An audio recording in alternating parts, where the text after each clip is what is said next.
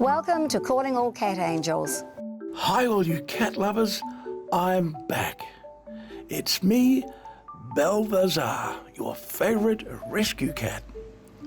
Last week I promised you I would tell you a little bit about me and how I ended up with my very own cat angel, Anne. Balthazar, one day he had a beautiful big black cat. Balthazar had this wobbly tooth, and I noticed he was having difficulty eating. A lot of these cats at the time were very friendly, although a bit timid with other people, but very friendly to the feeders. And he wasn't eating, he was really struggling. And I thought, that's not good. So I got hold of a vet friend of mine who was actually very instrumental in helping me set up the sanctuary. And I said, can you come and see, what's going on with Balthazar? He took one look, he said, it's definitely that canine, it's got to come out. I was imagining we're going to have to shove him in a cage and so on, but next minute, Chris had gone out to the car, come back with a pair of pliers, grabbed him by the scruff and yanked it out. Job done in a flash. Balthazar didn't know what struck him. Anyway, he was fine. For the next few weeks, everything was okay. And then one day, we noticed that he was really limping and his shoulder had had a bad bite and had an abscess. The funny thing is about these cats, they are so sensitive. We thought, we've got to catch him and sort this out. He knew, without us saying a word, doing anything, that we were after him. Well, do you think we could get near him? He was slinking around, running off. We couldn't get near him. It took weeks and weeks. We finally got him, and we thought, I thought he's not going to be able to defend himself anymore out there on his own amongst other cats and so on. So I thought, I'm going to take him up to Goose Creek, which had no cats at the time, but my dream had always been to have a refuge for elderly stray cats. Anyway, we started building this small enclosure that was going to be for a maximum of 12 cats. Balthazar was the first one. The thing was, he had two little friends. One of them, Nero, his brother, had his head stuck on one side. He was stone deaf and he literally wobbled when he walked. We thought, we can't possibly leave Nero behind. This is not going to work. So we got Nero.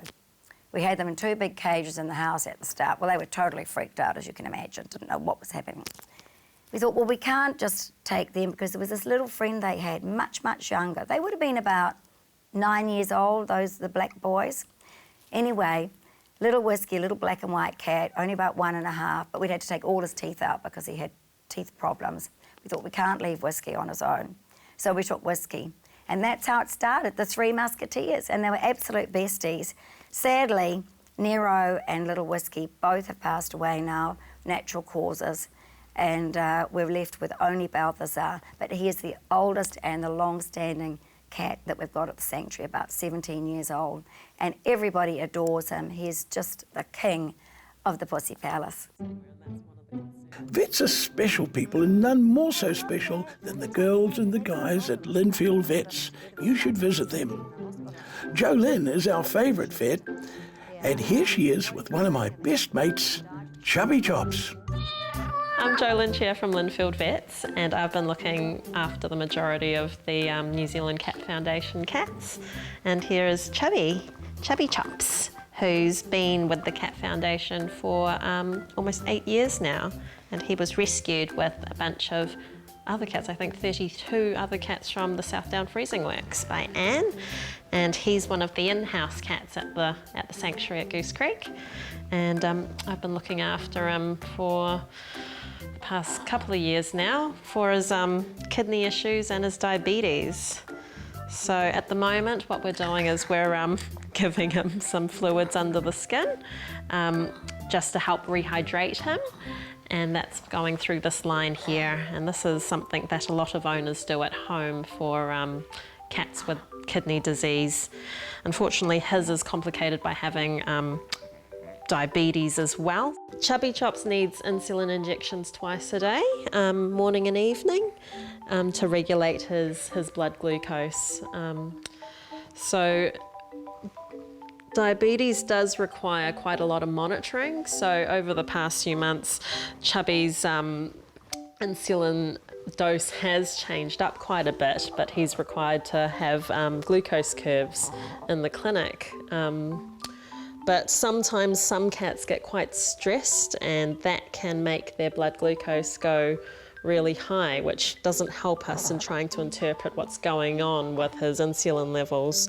So what we did with Chubby was we implanted a sensor called Freestyle Libre, which is a human sensor which takes regular blood glucose readings, so we don't have to do a blood glucose curve by pricking their ear or taking blood samples from them on a regular basis. Usually they would need to have blood samples taken every 2 hours over the course of the day so we can trend what their blood glucose is doing. But Chubby had a few sensors put in just to track what he was doing, because we think that he was probably going into remission and he was getting too much insulin. So with kidney disease, unfortunately, we only start to see issues once there's less than a quarter of kidney function remaining. So what we have to do is try and conserve kidney function as much as we can. So Chubby Chops is on a special kidney diet, which he eats. We also do some supplements. So we give him some potassium supplements because they lose a lot of electrolytes through their urine. And he's also on something to help reduce protein loss through the urine, where they can lose a lot of condition from, and it can also affect their blood pressure too. So he's on a whole bunch of different meds, and he's been doing quite well on all of that. Unfortunately, kidney failure is irreversible, so all we can do is try and maintain what function is remaining. He's getting on a little bit these days, but Jolene and the Linfield vets take special care of him.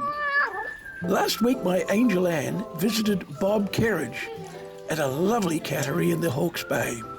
Bob, or Sir Bob as us cats think it should be, is a mine of information about us cats and all animals.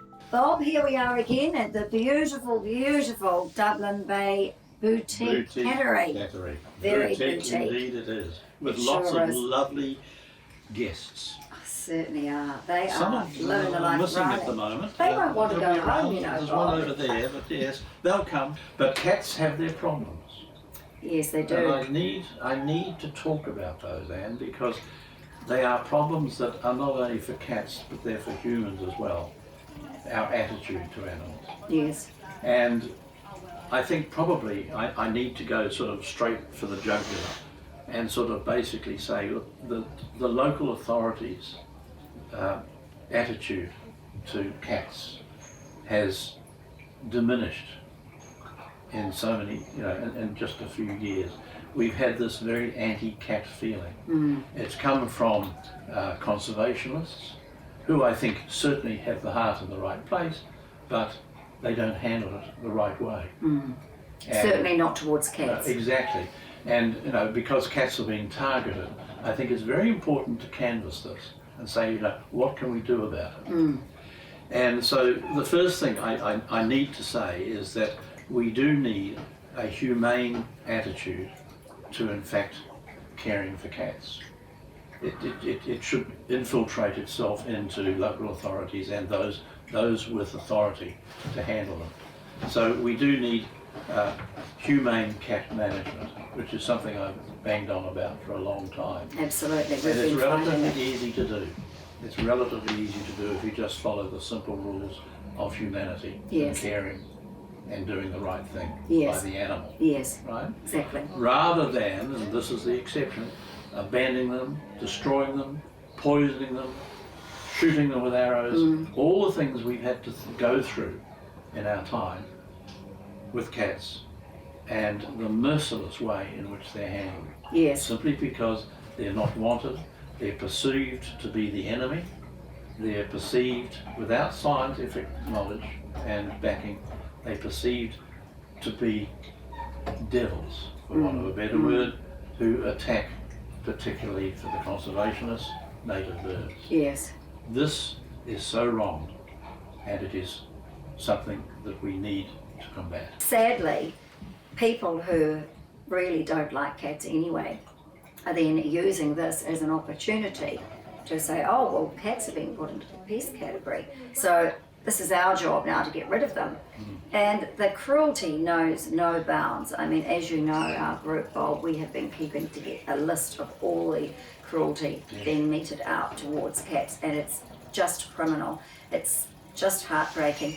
And the poor people who have been affected as well, their families wrecked.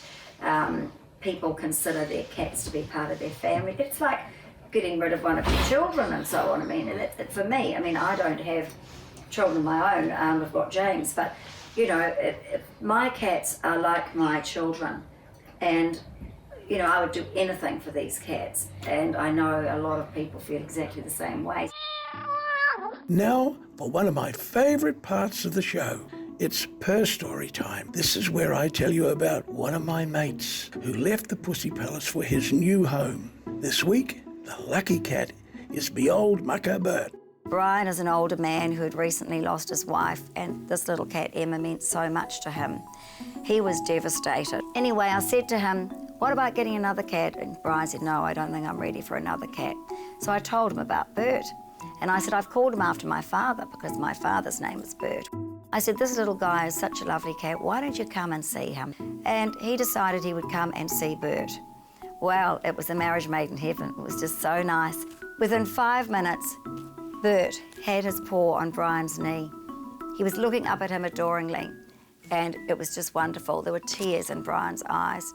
So off they went together. Hello. Hi, how are you? Good to see you, Anne. Okay. Lovely to see you too. Yeah, thank you, Anne. So this is Bertie's new home. Yeah, this is new home, and you know, just a nice section to look after, and you know, and It's beautiful. it's just yes. I tell you what, I wish everybody who adopted one of our cats had such a lovely secluded area. Yeah. It's really peaceful, isn't it? It is. It is. We're very quiet around here. You know what I mean? That's what we want, yes. And being off the road is absolutely that's perfect. Right. Yeah. It's great because Brian lives in a very nice, quiet area, and he's got a lovely back garden. So I went to visit Brian and Bert, now called Bertie. And we went to see little Emma's grave, which was just beautiful. It had flowers all around it. It had a little ornament there for her. It was just so nice to see. Yeah. Oh, well, look, we must go and see Bertie. Yes, all right. Well, I just follow you, eh? Yeah, okay. Yes, very straight away, we did. He was licking my hand, and he sort of put his paws on my leg, and straight away I sort of took a liking for him, you know, and that's it. And then, as I said, when I got him home, I kept him inside for about 3 days, thinking I may have to keep him in there, but after 3 days, he wanted to get outside. So I did him, and he was good. He didn't wander anywhere, he just stayed close, you know, and I used to leave it all open. He'd come in at his own free will when he was ready to, and at night time when it got dark, I used to sort of try and keep him inside, you know, when it got dark, sort of thing. Yep. So, he used to get on my bed at night and sit with me and sit on my lap, and then if I went to the toilet or went out to the kitchen, he'd follow me to see where I was. Sort of keep close tabs on me. When I go to my neighbours, he follows me over, and he stands outside, but he knows I'm there, so he knows I'm there. And then when I come home, he comes home. And when I go out, I don't have to wait long, and when he knows I'm home, he'll appear. Because sometimes I do go up the road to do little things, and when I get home, no, he does appear. With me being on my own and that, and I get affected in the evenings, because the evenings are hard for me. Because during the day I can get out and do things outside, and it's the evenings that really get to me. And Bert's your company. it keeps me company, yes. And then I go to bed. He follows me into bed and gets on my bed. He's on my bed all night, and you know, I'm just so. It really made me happy. You know what I mean? I do. I love this cat. I really do, and I think he knows I love him, and I feed him his biscuits, and he does drink a bit. Oh, you see him? He's just going to lie down. Yeah. See, that's Look what at that's what he's doing. He does that. It just takes a little while to get the feel of you, and then he does, and he's sort of as if he's relaxed. He's sort of not so tense. Everybody loves a happy pussy, and Bert sure looks happy. We all love it being here in the countryside at the Pussy Palace, but there's a lot of us here now, and it must be hard for Anne to keep this place going. This place costs a fortune to run, as you can imagine. When you think about it, feeding a couple of hundred cats every day. It's not only the cats in the sanctuary, it's other cats that we have desexed and done the TNR project, trap, neuter and return to an area where they can be looked after, but we still have to provide food for them in most cases. So we're probably feeding 350 cats a day. We don't give them rubbish. In the morning they get biscuits, which are often donated, thank goodness. Then in the evening they get wet food, and a lot of that is actually donated in canned form. Unfortunately, we have to buy the raw meat. We haven't managed to get any donations for that to date. So that costs a lot of money. Just that food alone is costing us $1,000 a week. So that's $52,000 a year just for the raw meat. You could say don't bother because the SPCA only gives cats biscuits, but I want these cats to have a really good life. That's the whole idea of taking them in from difficult circumstances to really look after them. So basically the money is coming from me. I do a fundraiser once a year, which used to be called the Pussy Galore Party, but unfortunately things got very PC and I had to change the name. So now it's called the Champagne Lady Ball in support of the New Zealand Cat Foundation. And the last couple of years it's been held at the Northern Club, of which I'm a member. We charge people around $175 to come. It's a fabulous black tie affair. They get champagne, which is my champagne Jacquard on arrival. They get a beautiful 3-course meal. And even after that, there is still about $95 out of that, which comes directly to the New Zealand Cat Foundation. So net of costs, that's quite a decent amount of money. Then we have auction items, and we auction off various things.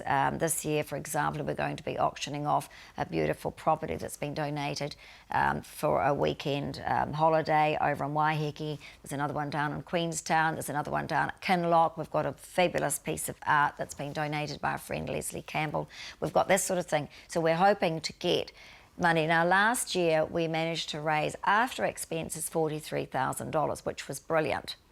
The only thing is that this place is costing, and this has cost, last year it cost $150,000 to run. Huge amount of money. I love people. They have very warm laps, and I really love being tickled under my chin. But my favourite time of the day is feeding time. Yum, yum.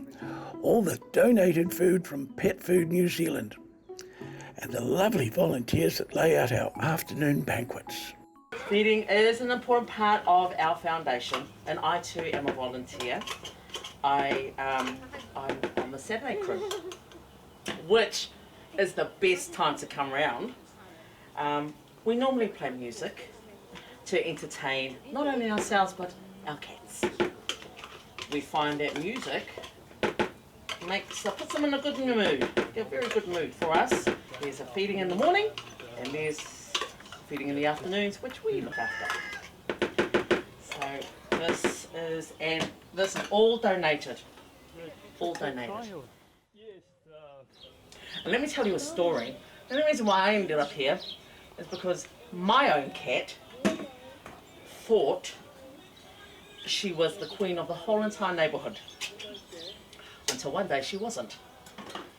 So, and I think, you know, with everybody that have pets, whether they be dogs, cats, horses, you name it, you've got it, you find that when you do lose a pet, it is very, very sad. Very sad. And the grief is real. People, the grief is real. For those non-pet people, if you get yourself a pet, you'll know what I'm talking about. So, and that's how we ended up here. We get to come up here and be with other like-minded people, I suppose, and see new cats and get clucky over them. Oh, you're so beautiful. And I suppose also when you've got those cats that come into the sanctuary like this, every cat has an opportunity to be adopted. Really, they do. They have an opportunity to be adopted. We just want to make sure that we get that people contact so they can feel comfortable with people as opposed to running away and hiding, and then that leads on to other consequences where they're, you know, get run over by a car. You just don't want that for a living thing, for any living thing. So we, so that's just to be up here helping out. having a laugh, and having an afternoon from the rat race. Just saying. This place is a sanctuary, a safe place for us. But it's also for some lucky cats, a halfway house. A place to get ready to go to a loving home like lucky old Bertie. So here is this week's Pussy Parade of beautiful pussies waiting to go home with you. Bandit is a beautiful black and white 6-year-old tuxedo cat with a super loud purr. When he arrived, he was very thin with hardly any fur on his back. So we made sure he got special attention in foster care. He's now looking gorgeous. Jolyn from Linfield Vets did his teeth a few weeks ago and they're all looking good. So anyone looking for a super friendly tuxedo cat who is good with other cats and dogs, please get in touch. Tinkerbell is a lovely domestic short-haired tabby and white cat whose owner has gone into a rest home. She's a friendly smoochy cat, but not fond of other cats, so needs to be in a single pet home. If you're looking for an affectionate lap cat, please contact us for a visit. She'd be ideal for an older retired person wanting company. And Caesar is still looking for that perfect home. Caesar is an extraordinary cat. He's an enormous 5-year-old Arabian Mau mix. Born in the Middle East, he was adopted and flew to New Zealand in 2017. Caesar is very sociable and loves people, but on his terms. He loves to be close to you. He's a very chatty cat. He chirps like a Siamese. You could have a whole conversation with him. Caesar is a very easy cat to like. He's a character and full of life. He's funny and loving and very special. We ask for an adoption fee of $150 to assist us in continuing our work. I hope you folks liked our Pussy Parade and you take those pussies home with you soon.